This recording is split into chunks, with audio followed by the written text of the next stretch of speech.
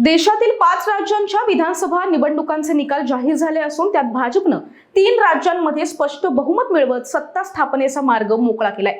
संपूर्ण देशाचं लक्ष लागलेल्या पश्चिम बंगालमध्ये सुद्धा भाजपनं ऐतिहासिक कामगिरी करत द्विशतकी आकडा पार केला आणि ममता बॅनर्जी यांच्या तब्बल 15 वर्षांच्या सत्तेला मोठा धक्का दिलाय।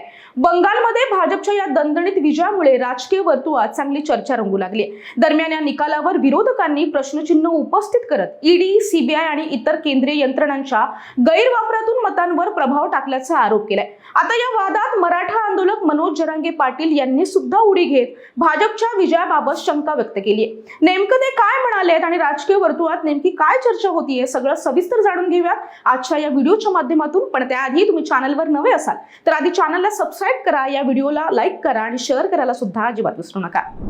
नमस्कार, मी शुभांगी, कॅमेरामागे आहे मनोज मांडवकर आणि तुम्ही पाहत आहात घेऊन टाक।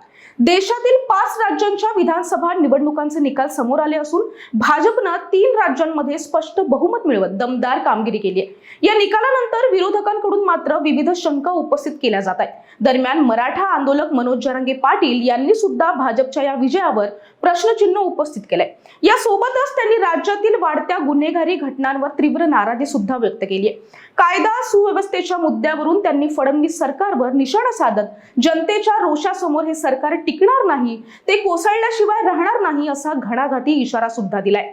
मराठा आंदोलनाचे नेते मनोज जरांगे पाटील यांनी अकलूज दौऱ्यात राज्य सरकार आणि भाजपवर जोरदार टीका करत अनेक गंभीर मुद्दे उपस्थित सुद्धा केलेत। मराठा मोर्चाचे समन्वयक धनाजी साखळकर यांच्या आईच्या मृत्यूनंतर धनाजी साखळकर यांच्या कुटुंबियांची भेट घेतली त्यांनी आणि तेव्हा त्यांनी माध्यमांशी संवाद सुद्धा साधला आणि संवाद साधताना राज्यातील गुन्हेगारी परिस्थितीवर संताप व्यक्त केला आणि मुख्यमंत्री देवेंद्र फडणवीस यांच्या नेतृत्वावर प्रश्नचिन्ह सुद्धा उपस्थित केलं।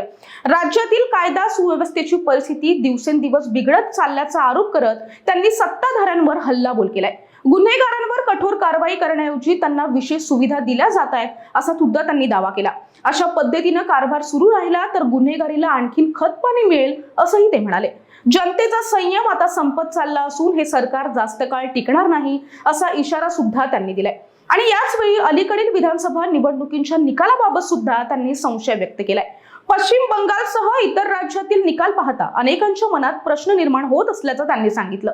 सामान्य नागरिकांशी बोलताना वेगळं चित्र दिसतं, पण निकालांमध्ये मात्र पूर्णपणे वेगळी स्थिती पाहायला मिळते।